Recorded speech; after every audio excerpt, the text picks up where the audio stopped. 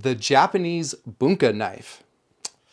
Probably one of the sexiest knives that have ever been created. And on top of that, it's an absolute joy to work with. Now in this video, I'm going to describe the various characteristics that make a bunka unique, demonstrate the best ways to use a blade with this type of shape, and show you a few tips that will make your food prep with a bunka even smoother.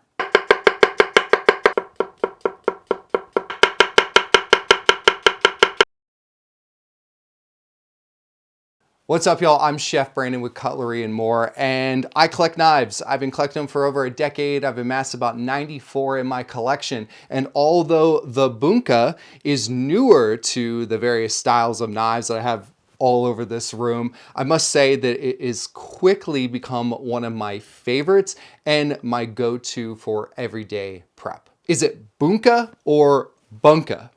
Honestly, I don't care how you pronounce it. I'm from New Jersey. I say things like wooder. What matters more importantly is understanding how to use this blade properly. In Japanese, bunka translates to culture, but today bunka basically means a kitchen knife. And like a German style chef's knife or a Japanese gyuto or santoku, the bunka is an all-purpose workhorse that is great for prepping fruits, vegetables, meat, and fish. Now, most bunkas are going to fall between 6 to 7 inches long with the blade, but there are smaller looking bunkas, which are technically called a Ko-Bunka, but a lot of these are marketed as prep knives or utility knives, or you can call them what I call them, which is the baby bunka. The two key features of a bunka knife. First would be the reverse tanto tip. So a tanto tip would be angled down this way, so the spine would be longer than the edge. In this case, it's the opposite. So a reverse tanto, you have a shorter spine and a longer edge. As you can see, the angle of each of these bunkas varies, but most of them are somewhere around a 45-degree angle. And the other key characteristic of a bunka is a primarily straight edge, which makes this knife ideal for tap chopping, push chopping, and slicing. Tap chopping is more on the wrist, push chopping more from the arm, and then slicing from the arm as well.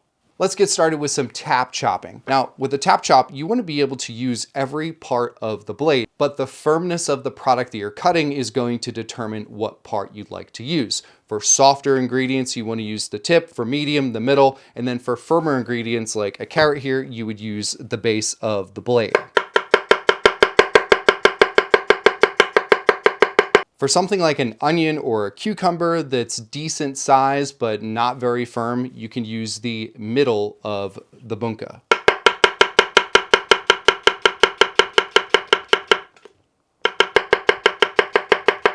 The bunka has a very fine edge because it's sharpened around 10 degrees, unlike a lot of German or Western style knives that are between 14 and 20 degrees. So when it comes to real intricate cuts or using the tip of the blade, it's an absolute breeze. And this downward point, it's almost like a laser beam going into the product that you need. It just locks on. So let's say you need to thinly slice garlic. Using the tip of the blade in a tap chop motion is phenomenal with this knife.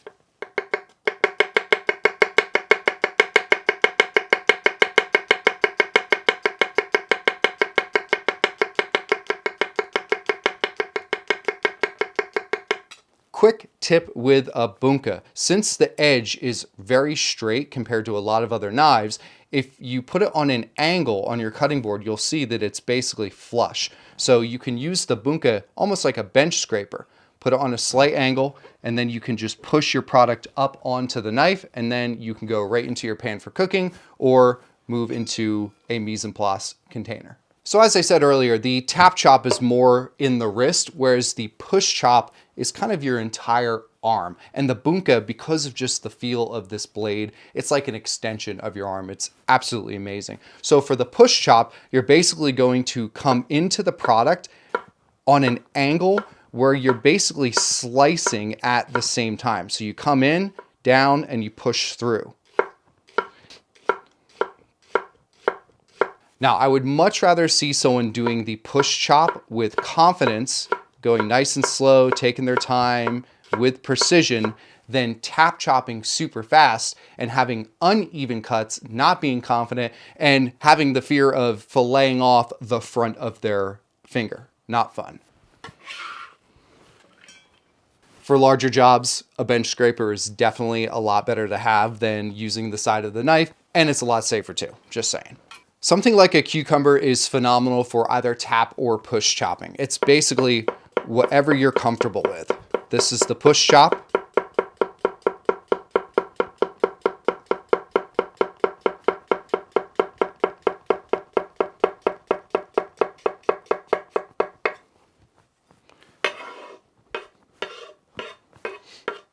You can also use the spine of the knife to move product around your cutting board.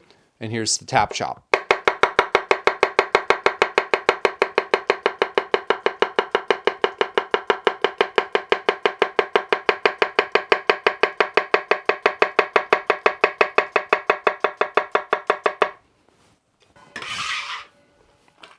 Gonna make myself some cucumber salad tonight. A little salt, pepper, olive oil, rice wine vinegar, and some hot honey.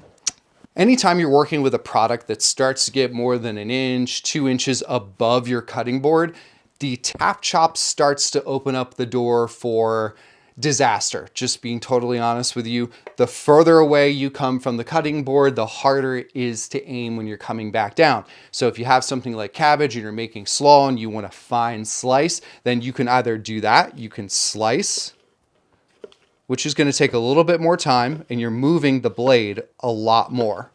But the push chop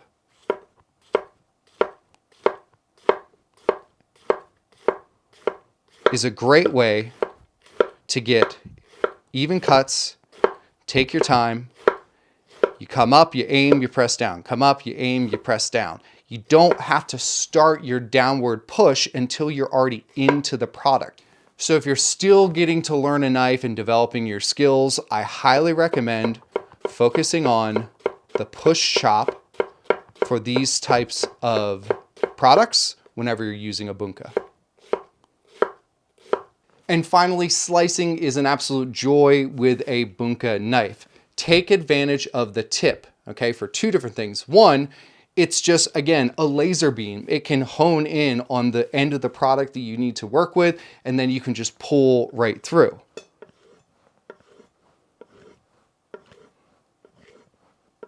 Now, something like a mini pepper or even a regular bell pepper like this, you don't have to worry so much about it sticking to the side of the knife because of how low profile the product is.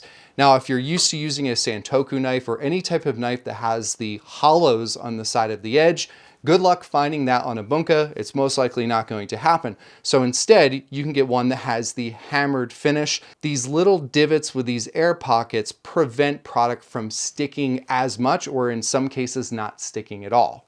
But when it comes to something like a tomato, they love to stick to nearly any blade. So if I were to go like this and slice, ooh, pretty good, not sticking. Let's try with this one. Okay, sticks, yep, there you go, sticks a little bit. But let's say you like this style of knife better and you don't want anything to stick. Well, then what you have to do is angle the blade up about like this.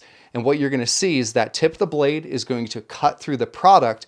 And because the way it's angled, we have less surface area contact. So that is going to completely minimize or prevent anything from sticking. Raw chicken, beef, fish, you name it, regardless of whether you have a hammered finish or hollows on the side, meat likes to stick. So with the bunka and this reverse tanto tip, slicing up chicken, say for stir fry, taco night, chicken cheesesteaks, it's an absolute breeze because you don't have to worry about meat just building up on the side of the edge. Now, with something this sticky, even angling the blade up isn't going to prevent it completely from sticking. It's going to stick. But if you're doing this upward angle and you pull through, you can see where the chicken is nice and thin. It's releasing it right away. Now, as I get up where it's a little bit thicker, you might notice that it starts to stick a little bit just like that. But by the time you come through to get your next slice, it pushes the previous one right off. because again, there's less surface area. So yes, it's not 100% when it comes to not sticking, but it's nowhere near keeping it flat like this. Totally stuck, stuck, and now it's coming up over the side of the knife, which is annoying and totally unsafe. All right, folks, suppose your preferred cutting technique is the rock chop, or that European style of cutting where the tip of the knife stays on the cutting board at all times, and you're creating this rock and roll type of motion with the base of the blade, and you're mainly cutting with the base to the middle of the blade. If that is your preferred style of cutting, then listen up. I have two Enzos here. They both have the same length blade and similar height. The difference is the handle as well as the curvature of these two knives. You can see that the one on the right here has a little bit more of a curve at the tip there. Here's the deal. When you're using this style, the hand forge, in that rock chop motion, sometimes you'll find the very tip will kind of dig into the cutting board, which you don't want. And the shorter bunka knives dig in even more. So if you want all of the benefits of the bunka for the size, the shape, the curvature of the blade, you've got the reverse tanto tip, just the awesomeness of the way it looks, then I would recommend going with this Enso instead if you are used to that European style rock chop, or mincing when you're pivoting with the tip of the blade in the cross chop motion. All right, folks, there you have it, the bunka. So regardless of the style of cuisine that you cook, this knife is an absolute workhorse. It can tackle almost every task in your kitchen prep lineup, whether you're working with fruit, veggies, meat, fish, tap chopping, push chopping, slicing. It's absolutely outstanding. If you're looking for that rock chop, just get the right curvature to the blade, and don't forget about the little baby bunka. I'm Chef Brandon with Cutlery and More. Thanks so much for tuning in. It's just a sexy knife. I love it.